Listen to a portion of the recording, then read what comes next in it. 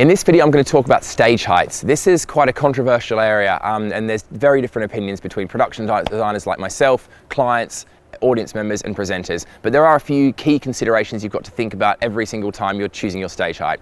And the first one, strange enough, is actually ceiling height. So you start with your ceiling height, you consider how big your video screen is, and that will then determine how high the stage can go in terms of the presenter standing in front of it. Now, sometimes it's okay for a presenter to be in front of a stage, sometimes it's not. With projection, it's generally best avoided because a presenter will cast a shadow from the projection. With LED video wall, it's more flexible. But for some conferences, you don't want someone standing in front of the screen because they block content, especially if it's technical information like drawings or spreadsheets or graphs. If it's more of a sort of creative, moving kind of content, it can be okay. So that's your first consideration. Are you blocking your screen, and is it okay to block your screen? The second consideration to think about is the viewability. Ask yourself, what are the audience here to see? Is it a presenter on stage? Is it the content? Or sometimes it might even be to have a stage which is as unintrusive as possible, in which case it's close to the floor. If it's for a performer, for example, a rock concert, it may well be critical that the audience can see the presenter right down to their feet. Now, if that's the case, the stage is going to need to be at 4 foot, 5 foot, or even 6 foot. What determines those three is whether the audience is sitting or not and how big they are. So for example, at like the O2 or Wembley Arena, standing crowd, rock concert, the stage absolutely has to be at 6 foot. The reason is otherwise you're going to have people's heads blocking the feet of the performers.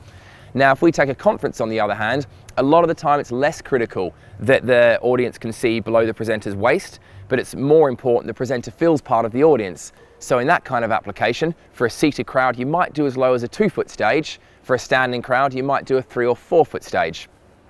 The other fact to consider is how far back the audience is. If you imagine a crowd where you're sitting at this position and there's say 50 people in front of you, if you've got someone in front of you 6'4" and you're quite short, the angle that you can see is actually upwards. So even a 5 foot stage, you'd struggle to see the person in front of you. So that's also a balance and a consideration.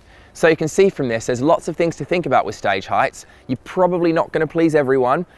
Even if you say, you know what, let's make it a 6 foot stage, because everyone can see the presenter, that could actually look quite ridiculous in a small conference space. So you've got to get the balance right.